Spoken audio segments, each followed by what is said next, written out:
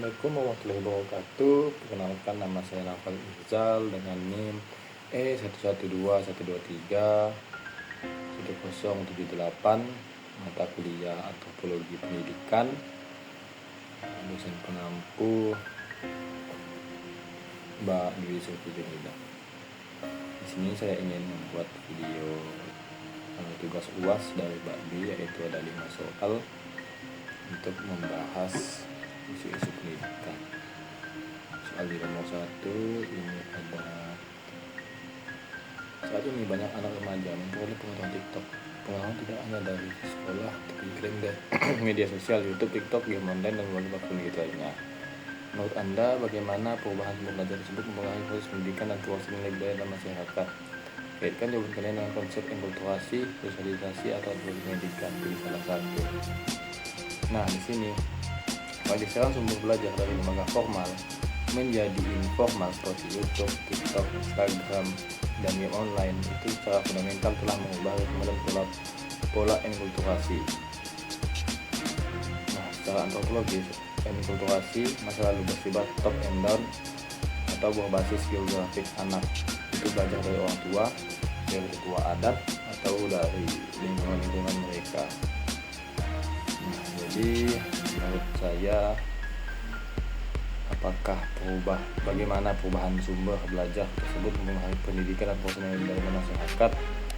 Itu pasti akan berubah karena tadi kita menggunakan teori enkulturasi. Konsep enkulturasi yang jelas, enkulturasi itu kan bisa dibilang doktrin sejak dini atau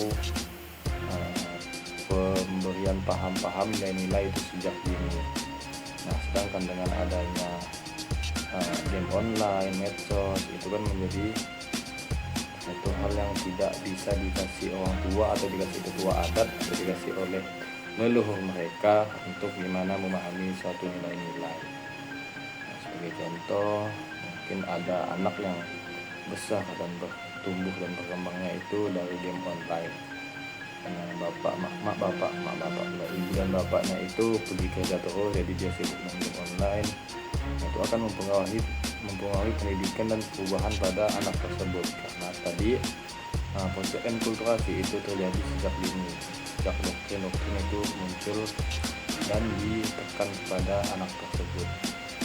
Jadi bagaimana perubahan sumber belajar tersebut mempengaruhi pendidikan, yang jelas itu mempengaruhi pendidikan, karena tadi sumbernya bukan lagi orang tua, tetua, atau leluhur dari anak tersebut. Terus yang kedua, di beberapa daerah Indonesia masih ditemukan kesilangan pendidikan antara wilayah perkotaan dan pedesaan, termasuk perbedaan akses terhadap teknologi, guru, dan fasilitas pendidikan. Menurut Anda, bagaimana faktor budaya dan lingkungan sosial mempengaruhi kesempatan untuk memperoleh pendidikan? Anda sebenarnya berarti pendidikan atau perkembangan sosial? Nah, untuk nomor 2 ini kita bisa bilang kalau kesenjangan pendidikan antara wilayah perkotaan dan pedesaan itu bukan sekadar masalah teknis atau distribusi fasilitas atau komputer, melainkan bentuk dari manifestasi penyimpangan sosial yang terstruktur. Jadi jika dianalisis, ini bisa dibilang ketimpangan model budaya itu menggunakan pemikiran sosiologi antropologi. Masyarakat kota pada umumnya memiliki model budaya yang selaras dengan sistem sekolah modern, misalnya membaca, literasi digital, dan pemahaman tentang birokrasi pendidikan. Sebaliknya di wilayah pedesaan itu masih belum ada standar inilah dibilang. Jadi anak-anak desa itu masih belum bisa membaca, masih belum dapat literasi digital, dan juga struktur sosial atas orientasi budayanya.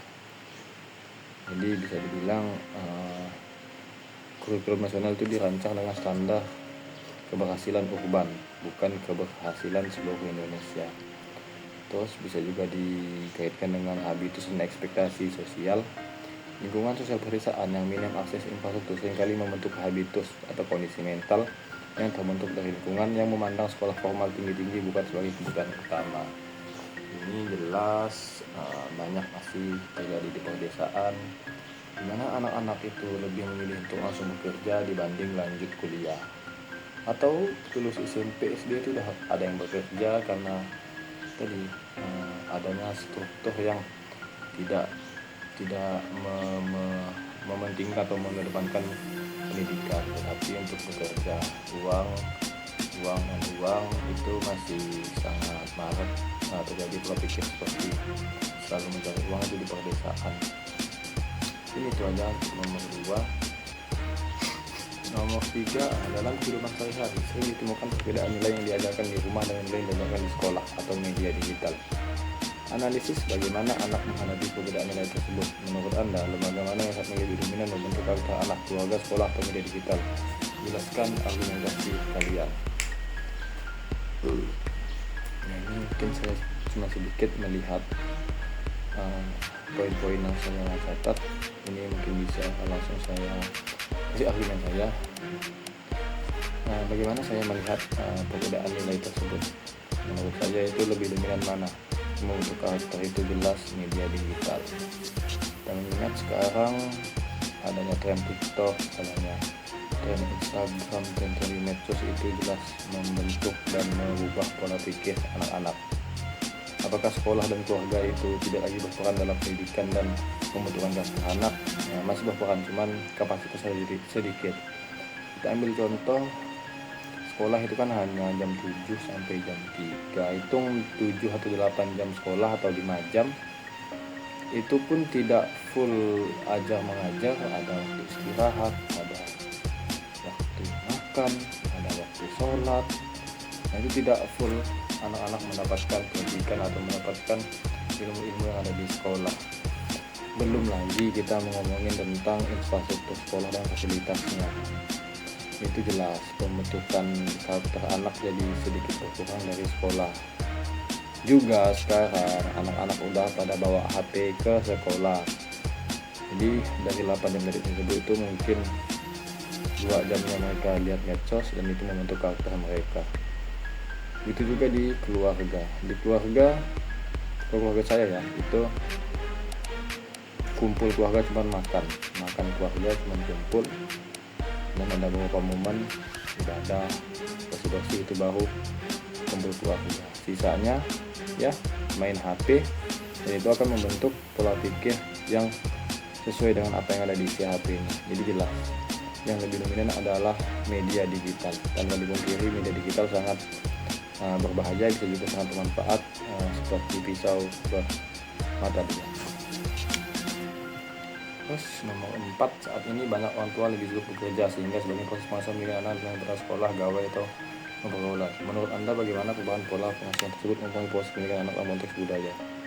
Kaitkan dengan teori pengasuhan, sosialisasi atau reproduksi budaya, pilih salah satu.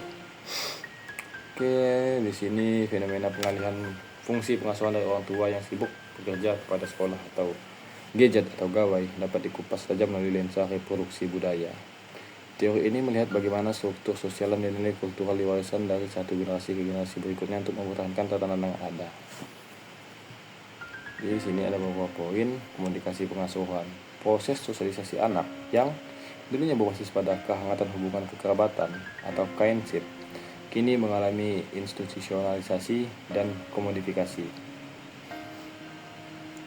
Ini dititipkan kepada daycare, sekolah full day, atau ditenangkan dengan langganan aplikasi digital. Budaya yang direproduksi bukan lagi nilai-nilai luhur keluarga, melainkan nilai-nilai kepatuhan institusional atau konsumerisme digital.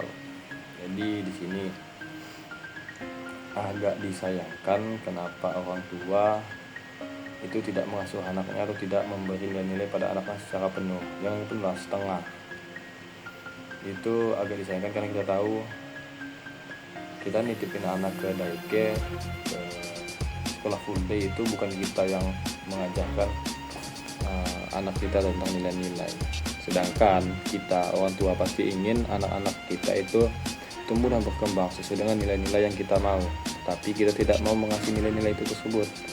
Kita menghakam orang lain untuk mengasih nilai norma-norma yang ada. Tapi kita kan nggak kenal dengan siapa yang mengasih. Gurunya kita nggak kenal akrab, kepala sekolah kita nggak tahu asal-usulnya dari mana. Jadi kita mempercayakan pembentukan karakter itu kepada orang yang tidak dikenal. Terus lebih parahnya lagi, sekarang itu ada yang namanya handphone untuk menyenangkan anak. Jadi anak nangis itu dikasih handphone, anak ngambek dikasih handphone, anak gabut dikasih handphone, jadi itu kan jelas merusak atau bisa dibilang merusak pola pikir anak. Jadi dia tumbuh dan berkembang itu dengan handphone, dan dibilang dengan apa yang dia inginkan itu ujung-ujungnya handphone. Karena tadi apapun yang terjadi pada anak, entah dia itu nangis, dia itu senang, apa itu dikasihnya handphone. Jadi nanti ada yang namanya kecanduan atau apa sih bahasa Inggrisnya, kecanduan, lupa, intinya dia kecanduan lah, edik, nanti dia edik. Ini itu sangat berbahaya jelas, karena saat anak itu mulai kecanduan terhadap handphone, orang tua juga nggak bisa ngasih tahu dia atau menegur dia, itu udah nggak bisa, karena satu-satunya harapan atau satu-satunya hal yang diinginkan anak tersebut adalah handphone. Terus yang terakhir ini ada di beberapa sekolah masih ditemukan praktik perundungan atau bullying, diskriminasi atau perlakuan berbeda terhadap siswa yang berasal dari latar belakang budaya yang berbeda. Menurut Anda bagaimana sekolah harusnya membangun lingkungan pendidikan yang menghargai keberagaman budaya? Analisis menggunakan profesional pendidikan, multikulturalisme atau interaksi sosial. Jelas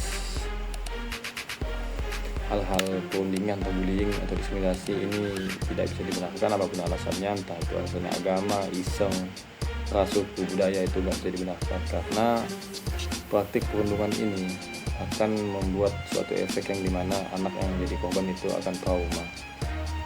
Nah, trauma dari anak tersebut pasti akan berdampak jauh ke depan, ke masa depan anak tersebut.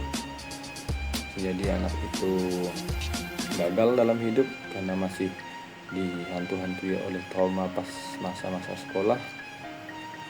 Terus bisa mungkin dia ingin balas dendam, dan hal-hal yang tidak ingin terjadi malah terjadi. Tapi poinnya di sini adalah bagaimana sekolah itu harus membangun lingkungan pendidikan yang menghargai kebudayaan atau keragaman kebudayaan. Ini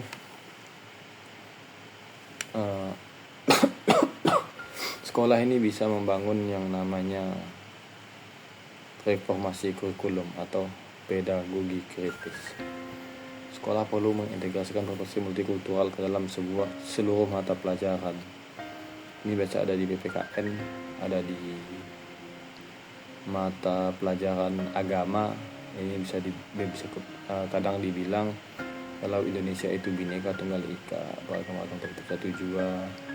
Terus di agama itu bisa dilihat dari Bible, Al-Quran, itu kan udah dibilang kalau manusia itu bukan satu ras, bukan satu kesatuan yang utuh.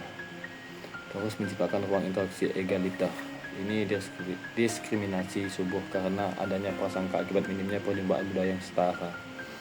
Nah, kadang terjadinya diskriminasi terhadap satu budaya itu karena di sekolah itu hanya ada satu budaya yang dominan. Misal itu sekolah orang Cina atau orang Melayu atau orang Dayak. Saat ada siswa lain yang minoritas, itu mereka itu biasanya itu kaget. Nah, jeleknya kagetnya mereka itu malah ngebully karena si korban ini berbeda sendiri sukunya. Nah, itu harus ada, bisa dibilang itu dikasih pemahaman atau dikasih nilai-nilai atau dikasih norma bagaimana kita itu menerima perbedaan, bukan mencela perbedaan. Mungkin begitu saja video saya. Lebih kurangnya mohon maaf. Wabillahi taufiq wal hidayah. Wassalamualaikum warahmatullahi wabarakatuh.